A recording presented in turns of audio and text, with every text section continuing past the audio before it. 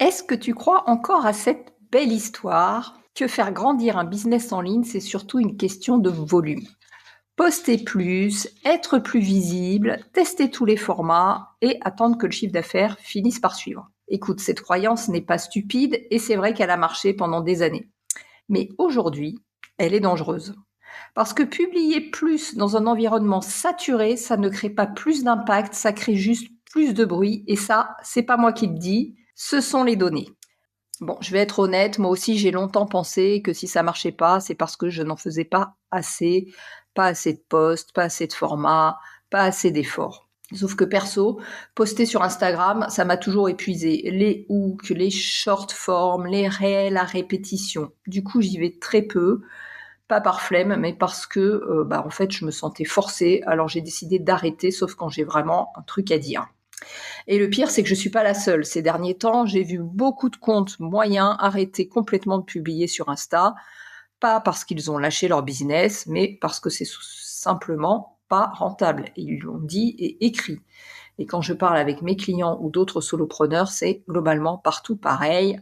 Tout le monde en a marre. Alors, quand j'ai lu la Social Media Study 2026 de Metricool qui vient de sortir, basée sur près de 40 millions de publications, j'ai ressenti un soulagement, mais qui était plus un soulagement stratégique, même de l'ordre du ressenti, parce que ces chiffres mettaient enfin des mots sur ce que tout le monde pense sans oser le dire. Je bosse comme une dingue, mais ça ne transforme pas. Dans cette vidéo, tu vas pas repartir avec une nouvelle tactique miracle à tester demain. Tu vas comprendre ce que disent vraiment les chiffres, pas ce qu'on fantasme, pourquoi publier plus te donne mécaniquement moins, et surtout la structure qui manque derrière tout ce que tu fais déjà. Si tu regardes jusqu'au bout, tu auras une grille claire pour savoir où part ton énergie et surtout ce qui mérite encore ton attention. Avant d'aller plus loin, petite mise au point. Quand je parle de performance, je ne parle pas d'engagement social. Je parle de capacité à créer une décision. Un post peut faire 10 000 vues, 500 likes, 100 commentaires et 0 €. Cette confusion entre être vu et faire décider, c'est celle qui fausse toute la lecture des réseaux.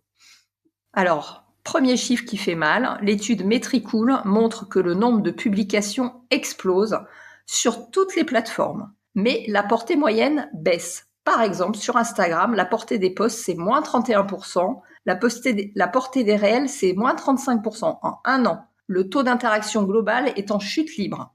Traduction, tu peux faire exactement ce qu'il faut et obtenir moins que l'année dernière, même en jouant le jeu à fond. C'est normal et c'est pas de ta faute.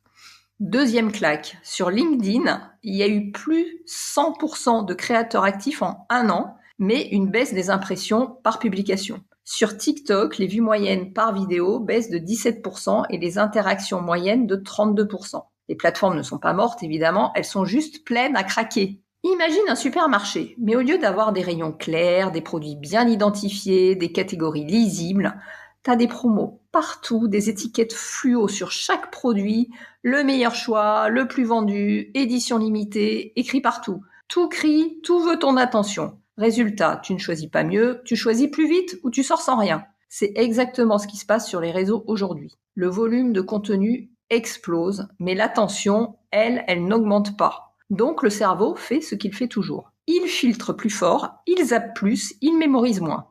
Maintenant, pose-toi la question en tant que consommateur. Quand tu scrolles sur Instagram, est-ce que tu prends vraiment des décisions? Ou est-ce que tu passes d'un contenu à l'autre sans même te souvenir du créateur 3 secondes après?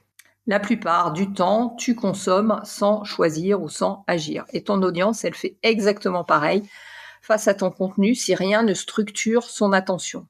Point important, dans un supermarché saturé, ce qui aide à vendre, ce n'est pas d'ajouter plus de produits. C'est une signalétique claire, un rayon bien organisé, un parcours simple. Sur les réseaux, la structure joue exactement ce rôle-là. Elle n'attire pas forcément plus de monde, elle aide les bonnes personnes à choisir. Chiffre intéressant de l'étude, les formats qui forcent une action résistent mieux. Sur Instagram et LinkedIn, les carousels génèrent jusqu'à 3 fois plus d'interactions, alors qu'ils sont moins utilisés que les posts simples. Pourquoi? Parce qu'ils ralentissent, ils demandent un geste, ils respectent un peu plus l'attention. C'est pas un hack, c'est de la psychologie de base.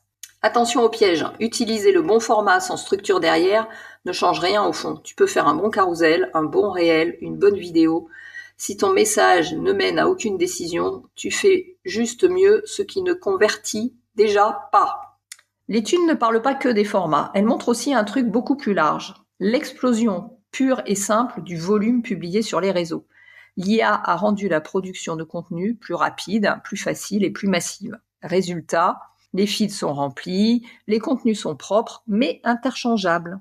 Pose-toi la question honnêtement. Combien de contenus que tu as vus aujourd'hui méritaient vraiment ton temps? Ton audience vit exactement la même fatigue. L'IA n'est pas le problème. Le vrai problème, c'est de l'utiliser pour contourner le travail le plus important qui est structurer ta pensée. L'IA peut t'aider à analyser, formuler, accélérer, mais elle ne peut pas décider à ta place ce que tu veux vraiment vendre, à qui tu parles, ce qui mérite d'être répété. Si ton message est flou, l'IA ne le rendra pas plus clair, elle le rendra juste flou à grande échelle. En 2026, la différence ne se fera pas sur la quantité, elle se fera sur la clarté stratégique. Si tu as l'impression de publier beaucoup, consommer beaucoup ou t'épuiser des deux côtés de l'écran, ce n'est pas un manque de motivation, c'est un manque de structure.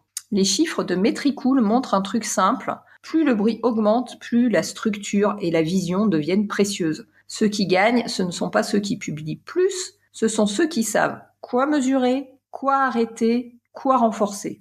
Si tu veux arrêter de piloter ton business au ressenti, j'ai créé un outil très simple, un calculateur gratuit qui te permet de voir aujourd'hui le temps que tu passes à poster sur les réseaux et le cash que ça génère. C'est pas une promesse magique, c'est pas une méthode miracle, c'est juste un diagnostic chiffré pour que tu puisses prendre des décisions simples et efficaces. Le lien est sous la vidéo, ça prend 2 minutes et ça peut littéralement t'éviter des mois d'agitation stérile. Je suis Christine Buscaillon, je suis coach en marketing à réponse directe. Pendant des années, j'ai travaillé dans des grandes agences de communication au service des plus grandes marques et mon job, globalement, c'était d'amener de la structure et de la méthode pour optimiser toutes les actions qui étaient réalisées, mesurées, organisées, chiffrées. Aujourd'hui, je mets mon expérience au service des entrepreneurs, solopreneurs comme toi. Si ce contenu t'a intéressé, je te remercie de t'abonner à la chaîne si tu veux en recevoir des nouveaux. À bientôt.